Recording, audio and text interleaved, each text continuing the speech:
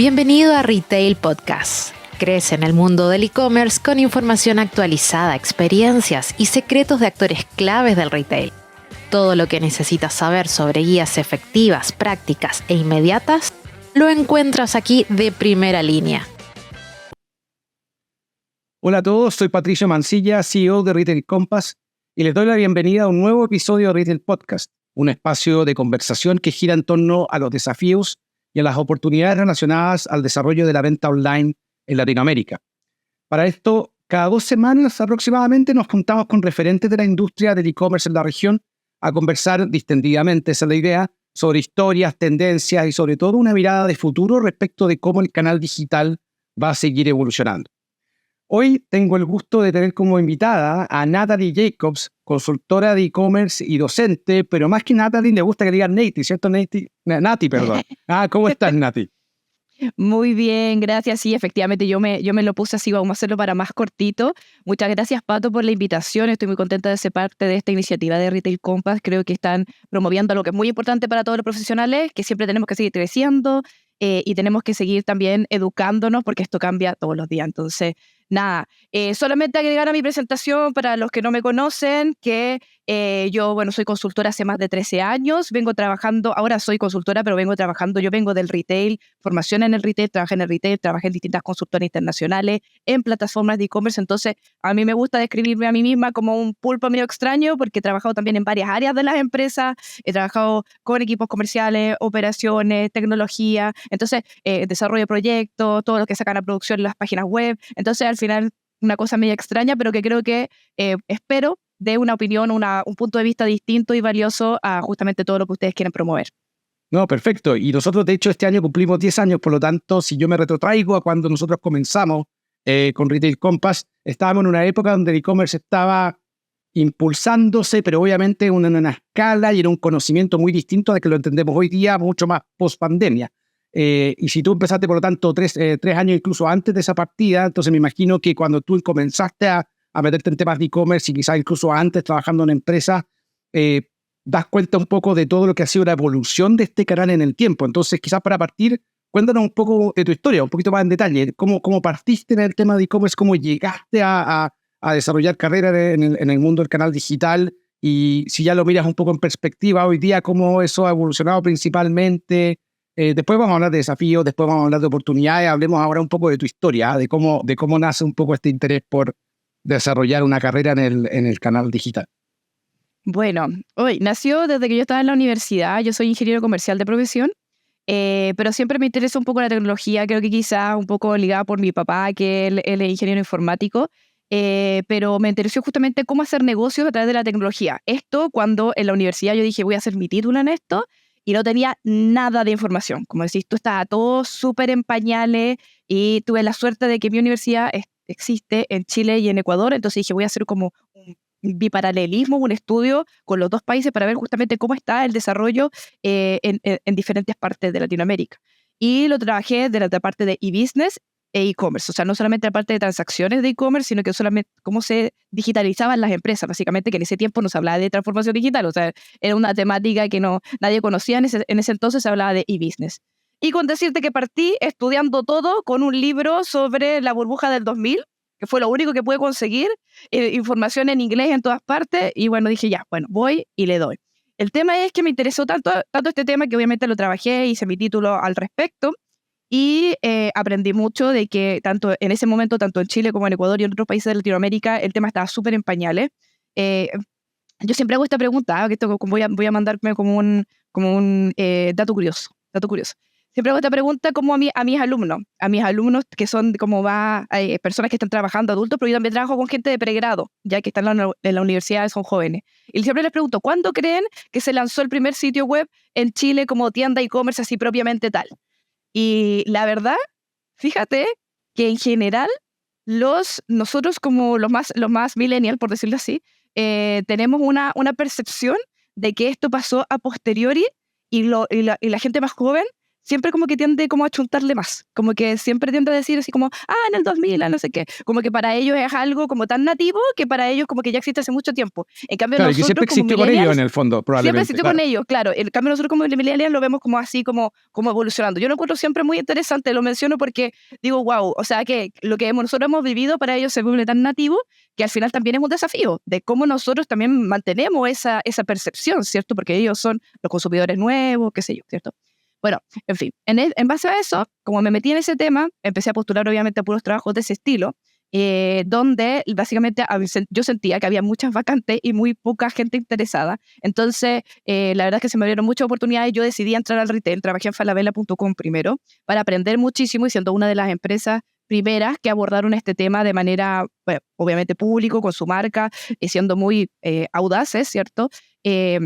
Siempre Al hablando de respecto. Falabella.com, previo a la conceptualización naranja que vimos en los tiempos recientes. O sea, No, cuando Falabella quiso abrir su canal digital y empezar a vender a través de un sitio web. Exactamente, eso sucedió en el 2000. Y justamente yo entré en el 2011, o sea, ya llevaban 11 años trabajando en este tema, entonces para mí era una gran escuela y así fue como tomé la decisión y lo fue. Y yo todavía tengo mucho cariño a una empresa que es fantástica. Después de eso, trabajé en Ripley.com, donde además aproveché, entre comillas, mi necesidad de ir como cambiando y aprendiendo, porque yo tengo un problema, como que yo hago una cosa durante un tiempo, como que me empiezo a aburrir y necesito aprender de otra. Yo lo considero Pero, y algo un happy probablemente problem. bastante generacional, diría yo. No es solamente un tema. Hay un desafío hoy día en cómo mantener de alguna manera desafiado a las personas que quieren trabajar o desarrollarse. Me parece que eso tiene un aspecto súper positivo también, de cómo estar desafiándose constantemente. Absolutamente, como de ir aprendiendo, desafiándose constantemente y también de no encerrarse en un rol o en un tipo de conocimiento particular, ¿cierto? Entonces, bueno, en eso pasé de un área que yo trabajaba en desarrollo, donde básicamente me fijaba en los pasos a producción, sacamos, yo creo que nadie se acuerda, pero en ese momento hubo una renovación del sitio web en Chile, en Argentina, en Falabella, y después dije, bueno, quiero ver cosas distintas y me cambié a operaciones en Ripley.com. Entonces ahí empecé a ver temas más de proyectos logísticos, retiro en tienda, despacho en puntos de pick-up. También te estoy hablando de 2012 o 2013, donde quizás nadie se acuerda que habían puntos de pick-up. Teníamos unos lockers, por ejemplo, que desgraciadamente fueron vandalizados y tuvimos que sacar ese proyecto, ¿ya? Pero a niveles generales, también mucho metía como en la innovación, en tratar como cosas nuevas, en ir probando. O sea, aquí está, y yo siempre con una perspectiva de que siempre a mí me pasaba mucho o te voy a contar una infidencia. A mí me pasaba mucho que en las reuniones me preguntaban siempre, ¿y cómo lo hace el de al lado? Especialmente cuando yo llegaba de la competencia. ¿Cómo lo hacen allá? Decía, bueno, pero ¿qué te importa cómo lo hacen allá? Con mucho respeto. Ellos, los de allá, tu competencia, está viendo a la competencia a nivel global, porque el e-commerce tiene eso. No es una competencia local, es una competencia global. Entonces están viendo a Amazon, están viendo a Alibaba, están viendo qué sé yo. En esos momentos, yo diría obviamente mucho más, pero en ese momento quizás no parecía tan evidente. Entonces yo siempre estuve siempre como ligada con esa parte como innovadora y eso me llevó a que después de que cumplí obviamente un ciclo ahí también en esa empresa, busqué también darle una vuelta a esto y dije, quiero ser consultora. Lo que es un cambio de chaqueta, en verdad, porque yo pasé de ser usuaria, que le pedía las cosas a los consultores, a los proveedores, a pasar a ser yo la proveedora, a la que obviamente hay un trato distinto, hay una exigencia distinta, una forma de trabajar distinta. Y nada, me atreví a hacer eso, una consultora que recién abría en Chile, pero que venía mucho tiempo trabajando con grandes empresas, entre ellas Falabella.com, entonces me conocieron desde ahí. Tenía buenas referencias con ellos y al final me dijeron, ¿sabes qué, Nati? Abramos Chile y veamos cómo se da todo esto. Y ahí pude trabajar con más empresas, telecomunicaciones, industria automotriz, primeros proyectos de ciertas plataformas también, porque en ese momento se empezó a transformar el mercado, abrirse mucho más a los servicios tipo cloud. Porque antes era todo on-premise. Yo me acuerdo que, supongo que tú te acuerdas, era todo como muy on-premise. Y yo diría que algo así como en el 2014, 2015 empezó como el boom del SaaS, ya para todo tipo de servicio. Entonces, ahí yo también dije, yo quiero aprender eso, así es que empecé a trabajar y a aprender sobre plataformas SaaS, la tecnología SaaS, el headless y todas esas cosas. Y fue muy entretenido y fue muy desafiante y ahí pude trabajar también en distintos proyectos que eran lanzamientos mundiales, en Estados Unidos, con China, con India. Entonces, aprendí muchísimo, trabajé con otras culturas, con otras formas de trabajo, y eso también me llevó a tener también una visión un poco más amplia justamente de cómo se transforman las operaciones y cómo se trabajan los proyectos y las expectativas de crecimiento que uno pudiera tener. De ahí, finalmente, obviamente, todo esto me llevó a un crecimiento, un desarrollo. Empecé a trabajar gestión, engagement de clientes, gestión de cuentas. Entonces, a transformar mucho más mis características de gestión de proyectos y de operaciones, que es lo que llevaba a una cosa como más comercial. Y es ahí donde empecé a hacer más de trabajo de cuentas de clientes muy grandes a nivel general. Y después trabajé en Vitex durante varios años, primero en el equipo de Chile, en ventas particularmente, ventas del software y apoyando como consultora, digamos, con ventas consultivas. Y por otro lado, después fui trabajando, me sentí también en un momento que estaba como chiquitita y decidí cambiarme a un equipo global, trabajando en proyectos globales de distintas índoles, marketplace, B2B, y distintas industrias que hoy día son industrias que hace 3 años nosotros no pensábamos que se iban a digitalizar tanto y que obviamente, no solo por pandemia, sino que por un cambio natural y una exigencia de los consumidores, ahora ya son cada vez más digitales o de venta directa al consumidor y han cambiado los modelos de negocio al respecto y pude ver también toda esa transformación y aprender de ello. Así que estoy muy contenta por esa trayectoria que me formó. Oye, hay varias cosas interesantes de lo que mencionas, porque primero hay un tema que tiene que ver con esta digitalización general, donde la expectativa hoy día es que todo sea para lo más digital posible, que la interacción sea lo más fluida posible, lo más rápida posible, desde que te venden un seguro, a que te venden un producto, te venden un servicio. Todo pasa por una experiencia digital que es más fácil de controlar, es más fácil de customizar, y al final lo que busca es que para el usuario sea lo más conveniente posible contratar algo, comprar algo. ¿Ah? Eso es una tendencia claramente, y vamos ya a hablar en el podcast acerca de los desafíos y oportunidades que existan en ese mundo, a cómo podemos mejorar esa experiencia de cada usuario. Pero también es interesante ver cómo tu experiencia trabajando en retail directamente y ahora como consultora te obliga a mirar no solamente los desafíos que un retail tiene respecto a referencias que hoy día, como bien dices tú, son mundiales. O sea, hoy día nadie se queda mirando solamente lo que pasa en Chile o en México o en Colombia o en Perú, en Argentina, sino que hay que mirar globalmente dónde están las oportunidades de crecimiento y dónde hay referentes que de alguna manera están haciendo las cosas bien y que al final el alcance que tienen en términos de negocio, por decirlo de alguna manera, es mundial, ya no es solamente local. Pero también hay un tema importante, creo yo, que tiene que ver con que no todos necesariamente tienen que seguir el mismo camino, sino que es cada vez más importante que si alguien quiere generar una diferenciación, también reconozca el camino propio que ha desarrollado hasta ahora y entienda que desde ahí puede construir un camino propio que, claro, puede tomar elementos de otras cosas, pero al final del día, si uno como consultor se dedica solamente a decir, oye, esta es la receta y hay que aplicar esta receta en A, B, C, D, E, va a chocar no solamente con el camino construido propio de esa empresa, sino que también va a chocar con una cultura, con una forma de trabajar que muchas veces va a impedir probablemente que eso que estamos proponiendo se haga, y no reconocer que quizás desde esa cultura o desde esa realidad se pueden construir cosas particulares que pueden ser súper interesantes, sobre todo en un mundo que exige diferenciación, pensando en que a medida que los marketplaces crecen y estas oportunidades crecen, la competencia es cada vez más difícil y por lo tanto la tendencia a concentrarse en pocos actores es mayor también. Sí, efectivamente. Concuerdo mucho con lo que estás comentando, Pato, porque es una realidad y creo que das en el clavo cuando dices que justamente el camino de todo es distinto. O sea, si esto fuera una cosa de copiar y pegar, lógicamente seríamos todos millonarios y nadie estaría conversando sobre esto. Entonces, no se trata de eso. Obviamente las buenas prácticas hay que abrazarlas porque son un desde, como dices tú, como un más o una expectativa ya que está como intrínseca a todos nosotros como usuarios, como compradores, etcétera. Pero también está todo lo que tiene que ver con el camino propio de las empresas y el trabajo que hay que hacer, donde obviamente hay muchas tendencias, hay mucho que aprender, hay mucha innovación, ¿cierto? Pero también yo quisiera, va a sonar un poco como, ya, bueno, lo voy a decir, voy a hacer un juicio de valor, ya, y me voy a hacer cargo de mis palabras. Pero yo sí creo, algo muy importante detrás de todo esto es que yo creo que todos sabemos que las tendencias van por la hiperpersonalización, la inteligencia artificial, la optimización de procesos, ¿cierto? La realidad aumentada. Hay muchas tendencias que están hoy en boga y que uno puede encontrar mucha información por ahí.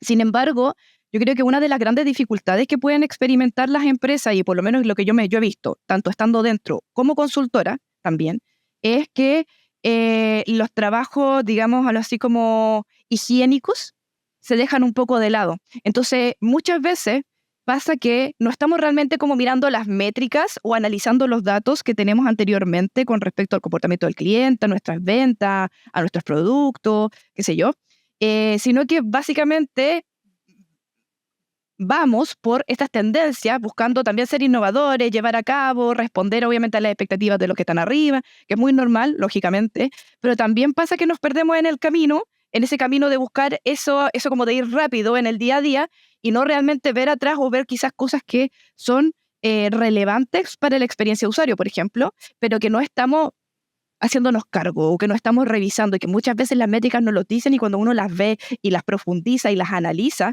no necesariamente con grandes máquinas de machine learning, sino que entendiendo las métricas, uno puede darse cuenta de muchas cosas que están pasando y que quizás podrían mover bastante la aguja. Y a mí me pasa muy frecuentemente, desde cosas básicas, ejemplos básicos.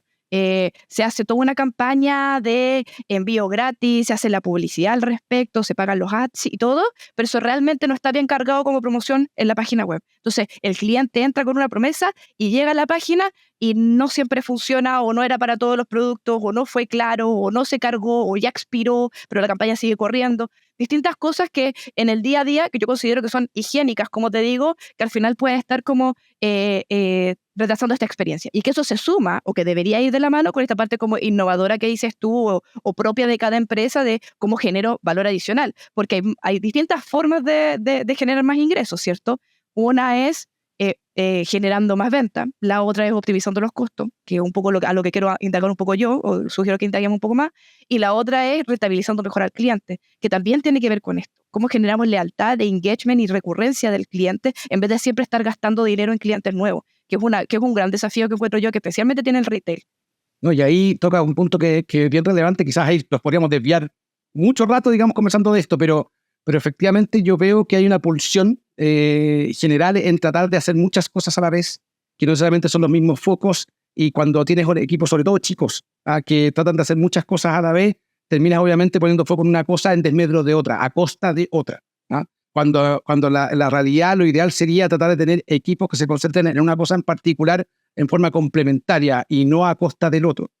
Pero claro, tiene que ver también con temas de cómo uno culturalmente desarrolla proyectos, cómo uno desliga responsabilidades, cómo de alguna manera asegura de que lo higiénico esté cubierto y a la par esté uno innovando y no haciendo la innovación a costa de lo higiénico, porque claro, pasa mucho lo que dices tú. Y hay un segundo aspecto que creo que también es importante, que es tener equipos suficientemente multifuncionales como para comprender todas las aristas que involucra el desarrollar algo en particular.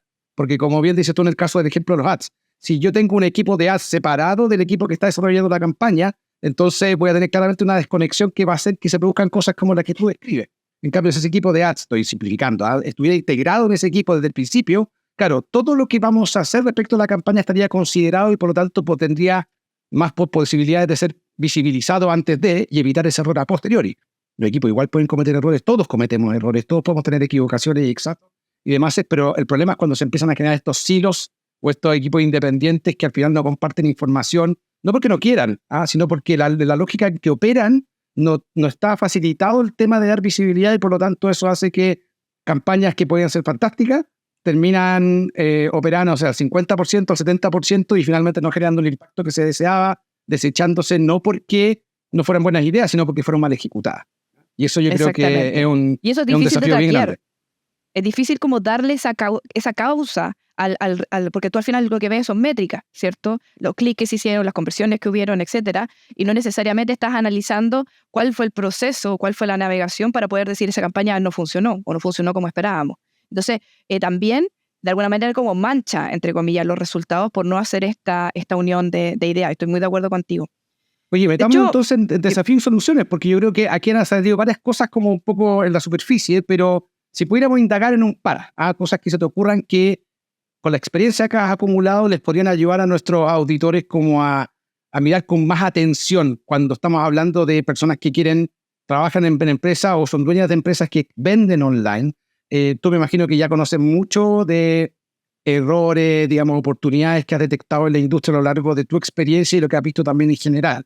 ¿Qué errores frecuentes ves tú que se observan en la gestión, por ejemplo, de catálogo de productos, de exposición, de visibilidad? Hoy día el canal de e-commerce es tu principal vitrina. Entonces, ¿dónde hay ahí errores comunes que se cometen y oportunidades o desafíos que se pueden abordar que pueden ayudar a mejorar mucho esa gestión?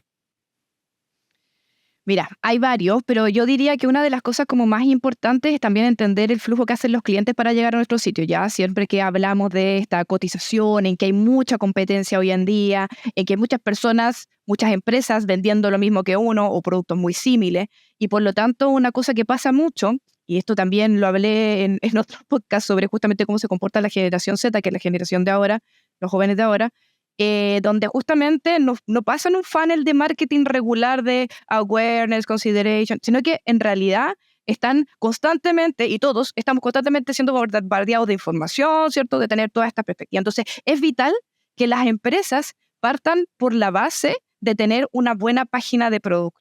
¿Ya? Porque una buena página de producto no solamente ayuda al posicionamiento, sino que ayuda a la decisión de compra. Ya cuando hicimos todo el esfuerzo, especialmente las empresas que están partiendo, que tienden a tener un volumen mayor de gastos en publicidad que las empresas que ya están más establecidas, tú hiciste todo ese esfuerzo de inversión, puliste los segmentos con los que ibas a trabajar, tus buyer personas, etcétera, para atraer el tráfico, y pagaste para atraer ese tráfico. Y esas personas llegan y tu página tiene una performance un poco deficiente, que eso generalmente es un poco evidente. Entonces no quiero ahondar eso porque es evidente cuando una página es lenta, por ejemplo, ¿ya?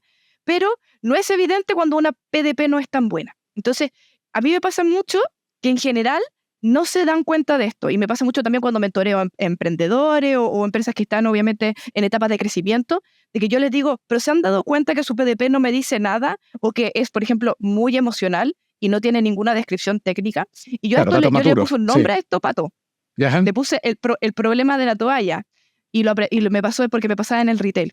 En el retail pasaba mucho que estos productos que son de bajo ticket, que en realidad como que no mueven mucho las ventas totales, Claro, contribuyen hay que decirlo, mucho, sí. ya, no influyen mucho, que porque hay que subirlos, ok, entonces subí una foto ahí y ponéis descripción toalla y le ponía un precio. Pero la gente que realmente está buscando productos, que está realmente buscando armar, por ejemplo, un carro con experiencia, ya, con, no sé, 10 productos, y que podría ser bien interesante porque está, no sé, renovando el baño, por ejemplo, y tú lo buscas y realmente ves el producto y dices, ok, pero ¿de qué color es? No me queda claro en la ¿de foto. qué tamaño? Pues, ¿de qué tamaño es? ¿Es de cuerpo? ¿Es de mano? ¿Es tipo sábana? ¿De qué material es? ¿Ya? Y que esto, yo lo digo el problema de la toalla porque claramente en estos productos, cuando yo lo menciono me dicen, sí, pero esos productos dan un poco lo mismo, pero la persona que tiene esa experiencia dice, esta página no me dice nada y voy a buscarlo. Pero ¿qué pasa cuando esa experiencia se repite también en productos que son más caros y que son relevantes? Por ejemplo, un refrigerador que no tenga fotos de atrás o que no tenga las medidas correctas y que no sepa si te va a caber realmente en la cocina, es gravísimo. Entonces, y eso hace que una persona se arrepienta de su compra y vaya a donde nuestro querido amigo Google a buscar quién más tiene ese mismo modelo de producto, compare precios y seguramente termine comprando al otro lado. Entonces, catastrófico. Tú hiciste tus campañas, hiciste la segmentación, pagaste por esa persona, llega a tu página, ve el producto, quiere el producto, pero no está seguro de comprarte porque tiene unas dudas. Y va a preguntarle esas dudas a nuestro amigo Google, y amigo Google le dice, mira, aquí está la respuesta a tus dudas, y por si acaso también puedes comprarlo acá. Bueno, y eso lo puedes llevar incluso intra marketplace, porque hoy día está pasando mucho, lo hemos conversado más de una ocasión aquí en este podcast respecto del posicionamiento de los productos, no solamente en Google, sino también en las mismas páginas web, en los mismos retailers. O sea, tú eres una marca de toallas, por ejemplo, y describes mal tu producto dentro de un marketplace, y seguramente al buscar otra toalla vas a encontrar otras toallas de otros competidores tuyos dentro del mismo marketplace que también te van a surgir como alternativa. Entonces, claro, hay un desafío ahí porque efectivamente no tener buena descripción de producto impide que tú puedas comprar. Puedes tener el precio bien, puedes estar bien posicionado en la página, pagaste, por ejemplo, avisos para estar arriba en el marketplace y que te controlan fácil, y resulta que te cae en algo tan básico como poder dar información más particular de tu producto. Estoy de acuerdo contigo. Sí, absolutamente. Y fíjate que existen ahora tantas bases de datos, tanta información justamente para hacerlo bien, entendiendo que hace tiempo atrás, hablando como de la historia, eso era todo manual y se puede entender que haya un proceso en donde tú vas a priorizar tareas, evidentemente, pero hoy en día hay tantas soluciones que en realidad lo resuelven que yo creo que no debería pasar. Entonces hay un trabajo que yo considero ahí higiénico, interesante para la descripción técnica, emocional, que no sea aburrida, que sea un storytelling de verdad que te lleve a entender, que tenga fichas, que tenga visuales, que tenga recomendaciones. Bueno, hay muchas cosas que pueden sumar valor a una PDP, pero a niveles generales ese es uno de los temas que yo quería tocar porque se sabe, y también lo leí en un par de estudios, que incluso esto tiende a ser mucho más relevante a las generaciones más jóvenes, que son nuestros consumidores de ahora y del futuro, donde los promedios, o si te hacen un estudio de millennials versus generación Z, me recuerdo muy bien que los millennials decían que un 60% abandona una PDP si es que esta no tiene la información del producto que necesita. En el caso de la generación Z, que son los más jóvenes, era más de un 80%. Siendo que estas personas pasan por un ciclo de inspiración interesante a la hora de comprar, o sea, un proceso de decisión de compra mucho más largo. Entonces, ya que lleguen ahí a ese momento de decisión, se vuelve muy grave y creo que es un trabajo higiénico que hay que hacer, porque muchos quieren ponerle, por ejemplo, que reviews en 3D, realidad aumentada, etcétera, que tienen muy buenos resultados, no solamente en la venta, sino que no sé, por ejemplo, la reducción de devoluciones, entre otras cosas, que es súper relevante también. Sin embargo, si es que esa información de base no está bien y no está clara, obviamente va a ser un problema.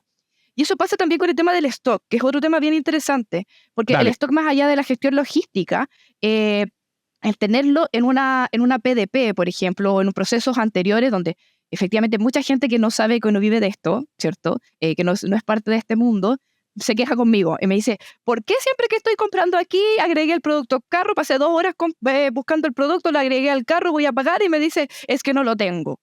No entiendo por qué no me dicen inmediatamente que no lo tengo. Entonces yo tengo que explicarle, bueno, por un tema de performance, esto no es una buena práctica porque si no colapsan las páginas de producto, entonces se hace un doble check del inventario real en tiempo real en el checkout.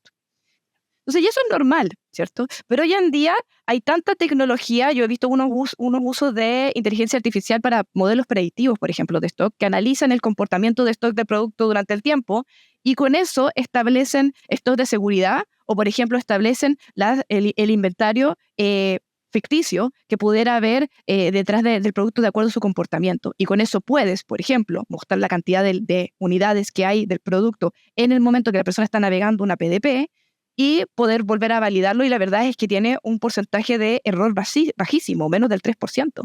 Entonces, son soluciones muy buenas que, de nuevo, aquí yo quería dar este ejemplo porque es una mezcla entre lo que hablábamos al principio, innovador, utilizando las tecnologías que hay, pero resolviendo un problema que es higiénico, que es una típica discusión que generalmente no atañe al área comercial, que el área comercial siempre está pendiente del precio, de lo que vende, qué sé yo, pero sí afecta mucho a la logística, a la cadena, a la experiencia del usuario final y obviamente a la resolución de, no sé, posibles quiebres o de ventas que se pierden en el checkout, que son impresionantes la cantidad de No, ventas y aprovechando ese comentario, quizás yo también daría vuelta, o sea, no, lo miraría de otra perspectiva, porque una cosa es cuando efectivamente en un sitio tienes muchos productos y tienes que hacer ese chequeo de inventario y cómo administrar eso de la mejor manera para que la experiencia del usuario sea buena, pero también pensando en seres, por ejemplo, vendedores más chicos que venden a través de distintos marketplaces o distintos canales, en la gestión de la disponibilidad de productos también es fundamental. Porque lo que no quieres es mostrar que tienes disponible un producto y después no tenerlo, o al revés, no tener un producto que en verdad tienes y por alguna razón interna no estás publicando como se debe. Entonces ahí también obviamente hay herramientas que ayudan para eso. Hemos hablado este ha sido también un tema recurrente porque el desafío para una empresa chica de administrar un inventario en multicanales no es menor, no solamente en términos de poder decir aprovecho el mismo inventario para vender en mis múltiples lugares, sino que también tengo que despachar y tengo que hacer toda la parte más de back office, de asegurarme de que independiente de dónde vendí, al cliente le llegue lo que yo estoy vendiendo, ¿no? Porque al final me interesa que me siga comprando a mí, independiente de por dónde yo venda. Y ahí yo creo que también hay una oportunidad importante para el tema de la disponibilidad, de cómo asegurarse de que lo que estoy mostrando realmente es posible de comprar y te va a llegar de forma adecuada. Y ahí nos podemos meter obviamente en todo el detalle de la logística y fundamentalmente los reversos. Estuvimos conversando hace poco con Benjamín Santa María de Reverso, que nos hablaba un poco de ese tema, algo que planteaste tú ahora también. Muchas cosas que uno no ve, muchas cosas que uno como usuario no tiene idea, pero estas tips que tú estás dando son súper relevantes para alguien que vende porque no solamente tienen impacto en poder vender en ese minuto, sino también evitarse problemas a posteriori que muchas veces son los que te afectan en la última línea. Sí, sí, y de hecho si ves como la unión entre todo esto, de nuevo vamos como a tu tema, que es justamente esta parte como administrativa de cómo podemos gestionar este día a día que es abrumador para las empresas grandes, para las empresas pequeñas, pensando en todos los auditores que nos podrían estar escuchando, ¿cierto? Y que efectivamente requieren de puntos de atención más allá de ir viendo como las soluciones y las cosas innovadoras que puedo hacer. De hecho, me hiciste pensar en otra casuística, ya como para ir a un ejemplo final, que es justamente la parte de los atributos de producto. Los atributos de producto no solamente sirven para mostrar los productos o tenerlos en una tabla comparativa, que es estas típicas tablas técnicas que salen en las PDPs que son más completas, ¿cierto? Donde tenemos como el color, las medidas, el tipo de enchufe, qué sé yo, el tamaño de la pantalla, qué sé yo. Entonces, no solamente sirven para eso, sino que sirven para aspectos muy importantes y que uno generalmente los deja pasar. Estoy haciendo un juicio de valor, pero por lo menos lo que yo he visto es que se dejan pasar y que son aspectos de navegación, que de cara a un usuario que está viendo un producto, que lo está comparando con lo que le dice Google, que lo está comparando con el producto intermarketplace, como dices tú, o dentro de una página de retail, por ejemplo, que tenga muchos productos similares, ¿ya? se pierde en la navegación. Y de hecho yo hice pruebas estando en el retail sobre este aspecto en particular porque me obsesioné un poco al respecto, porque no tenía un nombre técnico para este problema. Y yo le explicaba así: cuando tú filtras un producto, lo filtras a través de atributos. Técnicamente hablando, pues yo trabajé en plataformas y así funciona. Tú cuando cargas un producto, el producto, los atributos son filtros de producto. Tú filtras un producto. Entonces, cuando llegas a una página, un catálogo de productos, y están esos, el tamaño de la pantalla, el color, etcétera, le invito a todos a que hagan el ejercicio de meterse en una página, por ejemplo, ya para no hablar de cosas técnicas, por ejemplo, la página de productos de moda. En moda pasa mucho. El color blanco, blanco invierno, blanco amarillento, blanco nieve, y empieza como 4 tipos de blanco que uno dice, ¿qué? Pero ¿cómo sé? Yo solamente quiero ver una que sea blanca. ¿Por qué tengo que apretar 4 filtros para hacer eso? Y pasa mucho también que cuando no se le cargan los filtros, el producto no aparece. En el autoestudio que hice yo, porque no he podido encontrar ningún estudio al respecto, por favor, si alguien lo tiene, que me lo mande, pero en el autoestudio que hice yo estando en el retail, por ejemplo, hacíamos ejercicios con los televisores, ¿ya? Y habiendo un mundo de disponibilidad, una profundidad de una variabilidad de productos de 300 SKUs distintos, o 320, digámoslo en 300 para redondearlo, nos dábamos cuenta que a medida que uno iba filtrando, en un resultado donde debería darte 100 posibles resultados, te daba 20. 5 veces menos. ¿Y era por qué? Porque justamente esos atributos no se habían cargado, o se habían cargado con una coma, sin 2 comas, porque efectivamente hay que decir que los sistemas además son súper estrictos. Y esto pasa también mucho en los marketplaces y en los seller centers, que son aquellos sistemas que usan las personas que venden en marketplaces para subir los productos. Si tú pones Coca-Cola, por ejemplo, con una C grande y el otro lo pone con una C chiquitita, si esto no está curado o no tienes un equipo de curatoria o no hay un sistema que lo esté revisando, eso se va a considerar como 2 productos distintos y son exactamente el mismo producto, ¿ya? Si escribes litros o LTS o pones números o escribes el número, va a ser filtros distintos. Entonces, ¿qué pasa para una persona que está navegando? ¿Qué pasa para una persona que está buscando? Depende de cómo navegue y depende de cómo busque el producto que va a encontrar. Y eso no debería depender de cómo lo hace el usuario. Al revés, nosotros deberíamos darle los resultados entendiendo que el usuario tiene distintos caminos para llegar, ¿cierto? Y distintos flujos con los que atraviesa. Entonces, eso es súper importante y tiene que ver mucho también con la gestión de la administración de la información de los productos, que creo que es algo también higiénico y que cuesta mucho darse cuenta, porque efectivamente es muy difícil tener un barrido de toda esa información, especialmente cuando tú tienes muchos productos. Sin embargo, los invito a todos a hacer el ejercicio con sus propios productos. Vean cómo les salen los filtros. ¿Los colores son fáciles o no son fáciles? ¿De verdad hay 4 versiones de azul o podemos poner todos los azules dentro de un mismo azul y después describir mejor este es azul marino, este es azul cielo, qué sé yo, dentro de la PDP, pero a la hora de los filtros que funcione? No, resueno mucho con eso porque nosotros nos dedicamos justamente a esa curatoría y a hacer mucho trabajo de información o transformar más bien datos en información. Y ahí están todos esos desafíos, el tema de cómo curar la información para, por ejemplo, no sé, que una marca, yo siempre pongo el mismo ejemplo, pero Black & Decker se escribe de 20 formas distintas en el retail, ¿ah? Con B mayúscula, minúscula, y con la versión gringa, digamos, del AND, o AND. O sea, hay tantas formas de escribirlo que, claro, que si uno fuera realmente estricto, tendría 20 marcas distintas. Y estrictamente es una marca. Pero toda esa curatoría, claro, es una complejidad y obviamente afecta finalmente a quien administra las decisiones, porque cuando quiere tomar decisiones respecto a algo, obviamente tener azul oscuro, azul claro, azul nítido o lo que fuera, no le va a ayudar a tener una idea de qué es lo que se está ofreciendo, qué es lo que se está aportando. Y aparte que esto también es muy particular dependiendo de la industria. Hay industrias donde hay ciertas cosas que son más sigilosas y otras que no, y ahí hay todo un desafío de cómo los datos que están disponibles, transformarlos realmente en información que sea relevante para tomar decisiones. Sobre todo cuando estás en un ambiente competitivo donde te interesa saber qué pasa afuera y no solamente, como decimos nosotros, mirarnos el ombligo. De decir, oye, estoy bien en mi producto está bien descrito, sí, está perfecto todo, pero ¿qué pasa en la competencia donde hay productos que yo no tengo probablemente y que igual compiten conmigo porque tienen atributos similares? Porque yo cuando busco un televisor no necesariamente busco a partir de una marca en particular, sino que busco un televisor de ciertas dimensiones, de ciertas características, y quizás me encuentro con una oferta de una marca que no tenía idea, que no conocía. Ahora que último que han estado entrando muchas marcas, por ejemplo, de China, muy fuerte, o sea, con una muy agresiva en precio. Claramente ahí hay un desafío para las marcas tradicionales o las que han estado más tiempo en la industria, porque tienen que competir en atributos similares contra marcas que están dispuestos a dejar mucho margen sobre la mesa y donde tienen que ver de qué manera se diferencian. Entonces, finalmente cada industria, cada categoría, incluso dentro de una industria, es un mundo, ¿ah? Entonces, tener esa información bien desarrollada y disponible creo que es clave para poder ser competitivo y poder ganar en este mercado.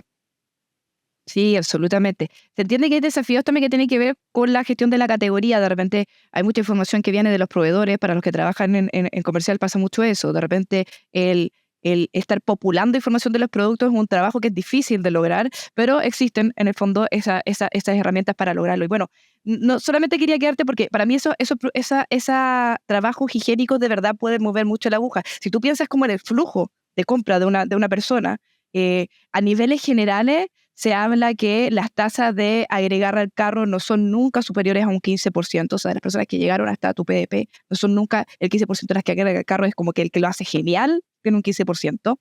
Y ya en el checkout, donde empieza a faltar también información, por ejemplo, de los tiempos de entrega, otro tipo de garantía y cosas por el estilo, que también son informaciones relevantes, que no las mencionamos, pero vale la pena estudiarlas también. Ya hablamos de que 3/4 de las personas que llegan a un checkout lo abandonan. En el primer paso, ya después empiezan a abandonar muchos más.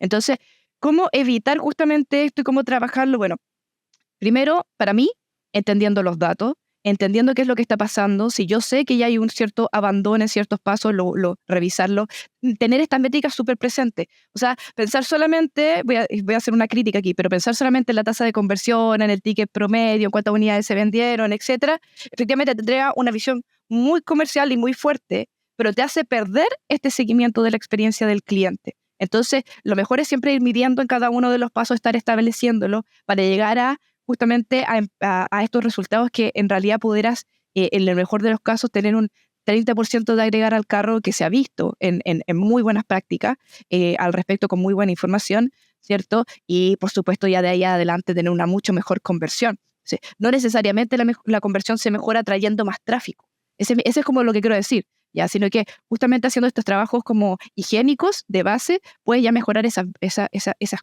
primeros pasos y después de eso que venga la innovación, que vengan los trabajos y vamos por ello. Pero creo que es súper relevante siempre planteárselo y tener un trabajo dedicado al respecto. Y solamente para terminar, aquí como un paralelismo en lo que es gestión de proyectos, que yo creo que se habla muy poco de gestión de proyectos, generalmente es algo que se externaliza mucho Sí, en dale. las empresas. En gestión de proyectos siempre se utiliza una estrategia de entender lo higiénico, ¿ya? Tú cuando estimas los esfuerzos de un proyecto, las horas de trabajo básicamente, siempre dejas una holgura, un espacio para resolver posibles errores, para hacer trabajo higiénico, para limpiar lo que hay. Y creo que esa práctica sería súper sana llevarla como al día a día dentro de las empresas. Yo conozco empresas que lo hacen. Llevar como una práctica del día a día en decir, ok, 10% de nuestro tiempo, el 10% de nuestra dedicación o de lo que hace nuestro equipo, que es un equipo, como dijiste tú, multidisciplinario generalmente, y así tiene que ser para entender globalmente el problema, va a dedicarse a resolver o a purificar o a mejorar estas métricas que hoy en día vemos que están teniendo problemas higiénicos.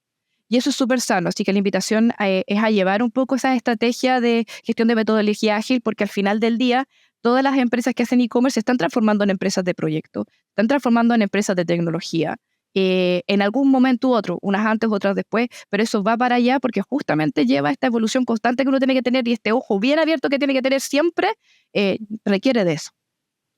¿Qué opinas Sin tú? duda, Nati, ha sido una conversación tan buena que yo veo que estamos súper pasados en el tiempo, así que no sé si tenemos mucho más espacio para poder hablar algo más, pero la verdad es que creo que toda la conversación ha sido súper atingente. Me dan ganas de repente de decir, oye, hagamos un follow-up, hagamos, digamos, otra instancia donde vamos a seguir conversando de estos temas. Creo que es súper relevante concentrar, si me quedo con una línea o me quedo con una conclusión, concentrarse en lo higiénico, no dejar de mirar lo básico que tiene que estar presente en una plataforma de e-commerce para yo asegurarme de que desde ahí construyo quizá una diferenciación, una oferta de valor distinta, pero sin perder de vista que si lo higiénico no está, no hay sostén, no hay fundación que permita construir algo distinto, algo innovador que realmente genere una diferencia y que ayude a mejorar tasas de conversión, ventas y demás. Te agradezco mucho por tu tiempo. No sé si quieres, comentar algo breve para terminar y darte como un espacio ahí para una última reflexión. No, nada más, que yo creo que tú lo resumiste súper bien. Así que ese es como el consejo que yo quería traspasar aquí. Muchas gracias por la invitación. Me encantó conversar aquí contigo. Y nada, espero que ojalá lo repitamos en una próxima ocasión. Muchas gracias, Nati. Bueno, y gracias a todos los auditores que nos están escuchando. Que tengan todos un buen día, buena tarde, según cuando escuchen. Saludos a todos. Chau, chau.